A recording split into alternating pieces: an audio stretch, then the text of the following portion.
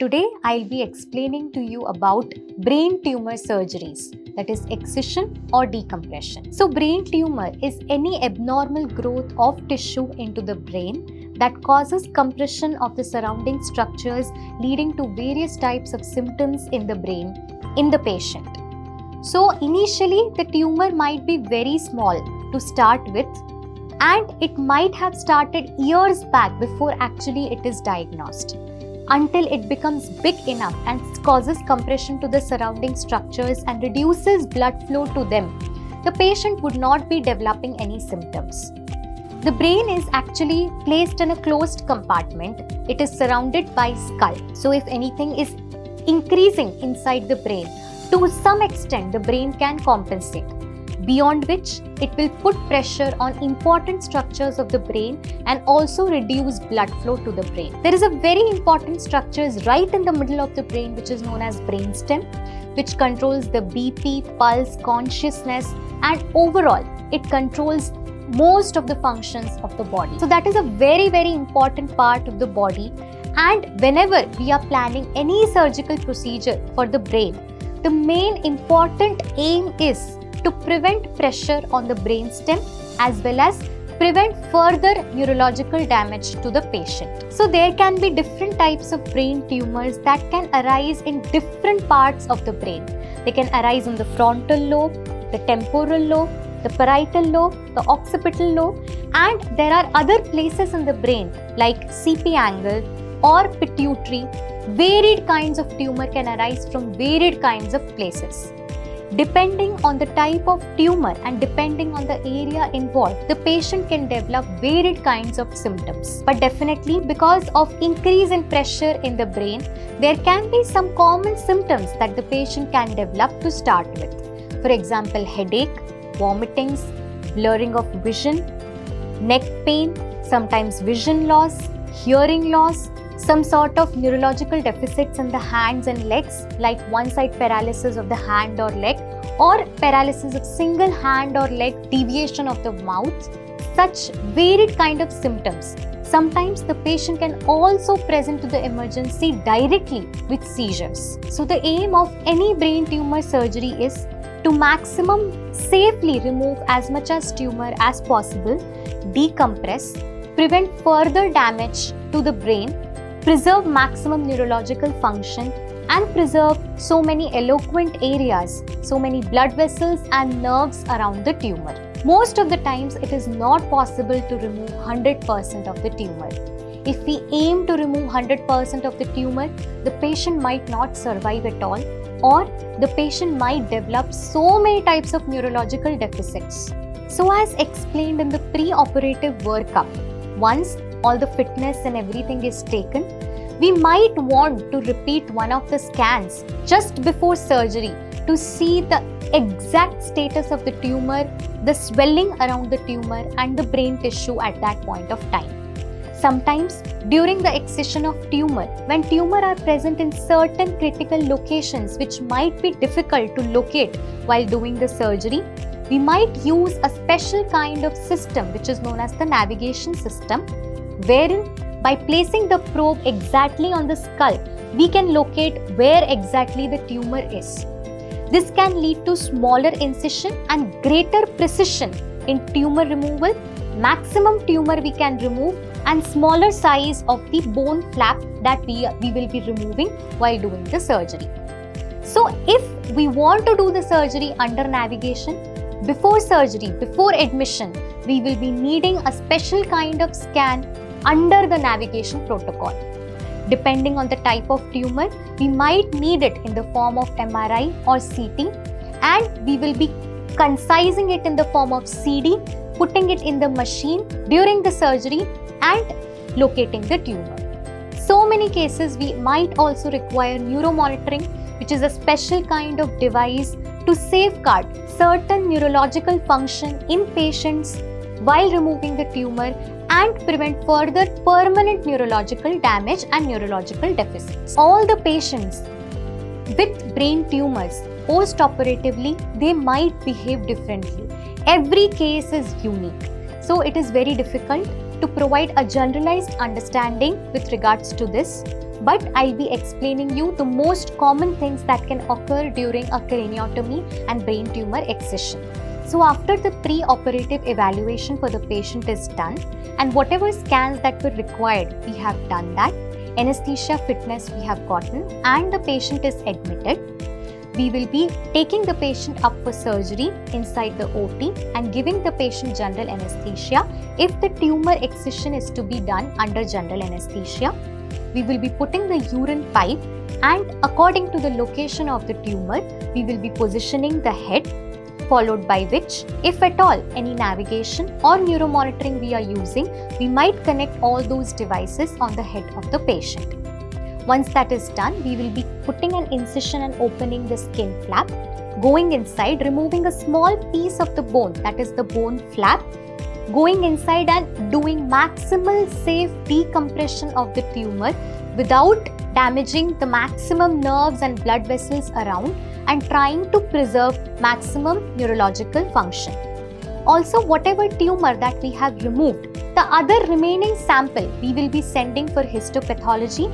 That might take 5 to 7 days, which we will get the initial report. What is the type of the tumor, what is the grade of the tumor, and what is the subgrade of the tumor.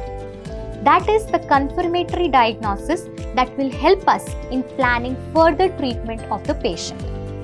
Once the surgery is done, we will be putting the bone flap back, putting the drain, which will be connected to a container kind of thing, and putting stitches, getting the patient out of ventilator. And with or without any complication, definitely for first day, the patient will be staying in the ICU, will be strictly monitored for any sort of bleeding, seizures, or decrease in sensorium. If everything goes well, on the next day, after 24 hours, we will be repeating a CT brain to see if there is any development of tumor bed bleed or damage to any blood vessel which might have caused a certain kind of brain tissue to die, which is known as infarct. Also, it will help us to see whether there is any swelling around the tumor margins. If everything is fine, then we'll make the patient walk, make him have some food, remove the urine pipe if possible, and shift the patient to room. 3 to 7 days, there will be strict monitoring of the patient, and as the drain quantity comes down, we will be removing the drain and discharging the patient to home or rehabilitation center, depending on the condition of the patient pre-operatively as well as if any issues post-operatively. Once this is done, after 10 days of discharge, the patient has to come, and if the wound is good, we will be removing the sutures. Till then, we will be getting the first histopathology report, which further we might have to send for more evaluation with respect to IHC panel to get all the markers and plan further radiation or targeted therapies, and whether to know if any other tumor can be present anywhere else in the body or not. So the goal of any brain tumor surgery is to remove maximum amount of tumor as much as possible, safe excision of tumor with respect to protecting the surrounding structures of the brain, protecting eloquent areas, blood vessels, nerves, and preserve maximum neurological function of the patient as much as possible, and prevent any further sort of neurological deficits. Post-operative care, like I had told you, surgery followed by removing the sutures, histopathological report followed by planning further management like radiation or any targeted therapy if required. Definitely, any brain tumor surgery, any brain surgery is a critical surgery and definitely will involve some sort of complications.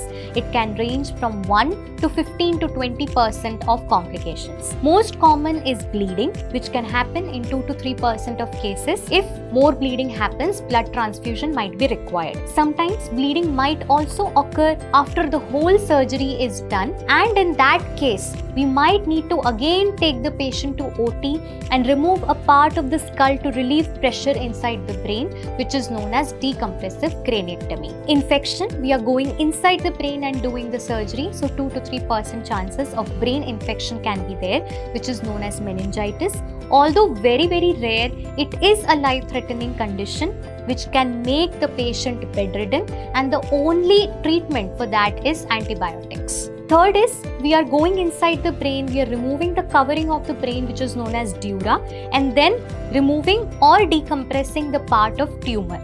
So the fluid of the brain, which is known as cerebrospinal fluid, can leak out and first come into the drain. The drain quantity might be high for a few days, which can lead to headache, neck pain, giddiness, vomiting, imbalance for the patient. Rarely, the CSF can leak out of the suture site, wherein we might have to take repeated sutures, which can lead to delayed wound healing and delayed suture removal. Sometimes the wound heals well, but the CSF, it keeps on collecting, which is known as a pseudomeningocele. Or we also might have to put a tight crepe bandage around the head to prevent collection of CSF and closing of the dead space. This can again happen in 3 to 4% of cases. Any brain surgery, it can involve development of seizures.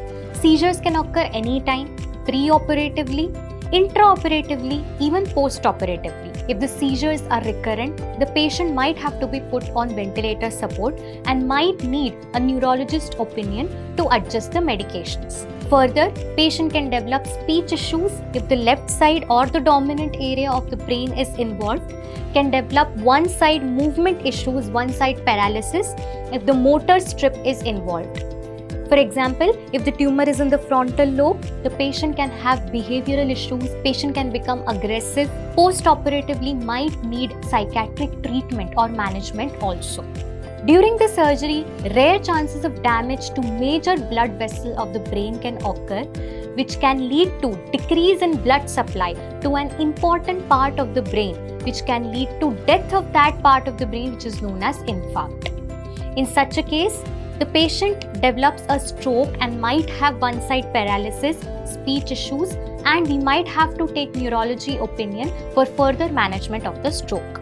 Post-surgery, we want to get the patient out of ventilator support, but there are chances because of seizures or because of decrease in sensorium or because of issues related to general anesthesia, like the patient is not able to breathe on his own, or there is lung collapse, or there is air entry into the lung.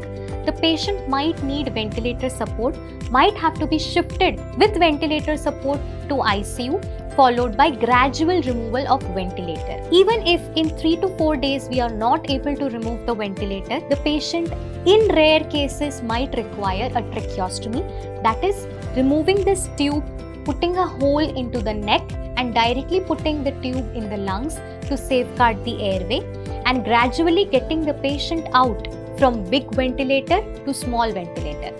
If the patient develops any neurological deficits like paralysis, if the patient becomes bedridden, or the patient needs a tracheostomy, which can happen in 3 to 4% of cases, post-discharge, the patient would need a rehabilitation center. Patient cannot be discharged to home in such cases. Like any surgery under GA, definitely it is a risk, it is a stress to the heart, lungs, kidney. So definitely post-surgery, patient can develop any intraoperative cardiac event or post-operative cardiac event or decline in cardiac parameters and might need a cardiology opinion for the same. In rare cases, patient might need long-term ICU stay, long-term ventilator support. If at all the patient is bedridden, he might develop blood clots in the leg, which might travel up, go into the brain, lungs or kidney or heart and lead to thrombosis. In typical terms, we call it as pulmonary thromboembolism, which in rare cases definitely can be life-threatening. And definitely, like any cancer, any tumor, there can always be chances of recurrence of the tumor or recurrence of the cancer. Once we get the histopathology report, once the wound has healed, after a few weeks, we will be planning for further management of the patient in terms of radiation. But even after radiation, even after decompression, there can always be chances of recurrence, which depends on what kind of tumor it is and what is the grade of the tumor. If it is a very high grade tumor, then definitely the chances of recurrence will be very high. The patient might have very aggressive growth of the tumor and sudden deterioration, progressive deterioration. In such cases, we only have to give palliative care to the patient. The prognosis and life expectancy can also be poor for the patient. Definitely, we are doing a surgery under general anesthesia, so 0.5 to 1% life risk and on-table death, sudden cardiac arrest can also be there. Any brain case, be it tumor, bleed, trauma, always there can be changes in the dynamics of the brain fluid circulation. In such cases, sometimes the patient can have sudden increase in brain water, which is known as hydrocephalus. In such cases, we might have to plan shunt for the patient, wherein we put a tube down into the ventricle, which is the holding area for the water of the brain, tunnel it and coil the tube and put it in the stomach. It leads to diversion of the fluid from the brain into the stomach, and which decreases pressure in the brain. There are subtle signs in any brain surgery that we need to look for, like sudden drowsiness, sudden altered sensorium, sudden headache, vomiting, sudden blurring of vision, sudden giddiness, sudden imbalance while walking or loss of control or of urine or motion, sudden weakness of the hands or legs. If any such thing is happening once you are going home, then immediately you should bring the patient to emergency, where we'll be repeating a scan, and accordingly we'll be deciding what further intervention needs to be planned for the patient.